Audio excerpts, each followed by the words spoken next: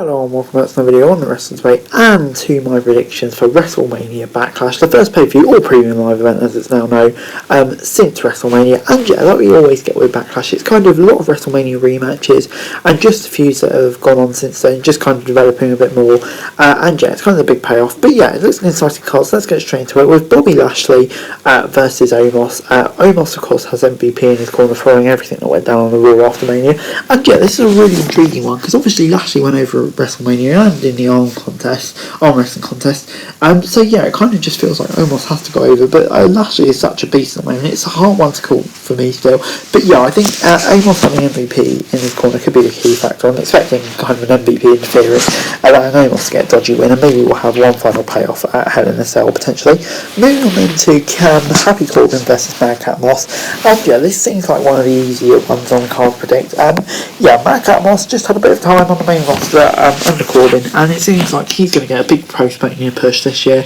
It's come across like a bit of a star recently since he split from Corbin, and yeah, I'm excited about what the future holds for him, and I think just the first step will be him defeating his former mentor Corbin, getting a win and going on to bigger things. So yeah, for me, I'm going to go for Madcap Moss for the win here.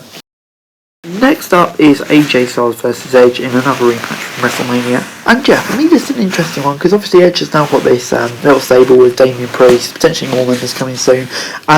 So yeah, I mean, like, it feels like he needs a big win to get the momentum over. But if you think about it, AJ Styles hasn't had many big wins for a while now, and maybe he could do with one. But you know, WWE, they really up over wins and losses, I'm not so sure. So yeah, I think for me, Edge probably needs it more, and he'll go over and pick up the win here. I'm going to say Edge for the W. Moving on then to Seth Rollins versus the American Nightmare, Cody Rhodes. And yeah, for me, it just does seem like a good feud ender. Seth could probably take another loss, I mean, without harming him. Hopefully this is the last one. And Cody, you know, still just feels like an absolute megastar after making his return at WrestleMania. And yeah, I think this just feels like kind of the end of the line for this feud. And Cody can come on and do something a bit more, maybe towards the top of the card. So yeah, for me, I think Cody's definitely going to get the win here.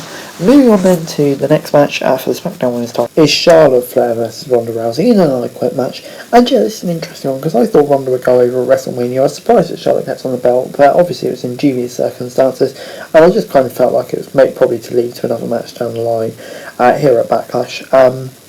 My Ronda will get the title, kind of no excuses now with the I Quit stipulation, and if Ronda doesn't lose, then yeah, doesn't win, then yeah, something's gone very wrong. But yeah, I'm predicting Ronda Rousey win here.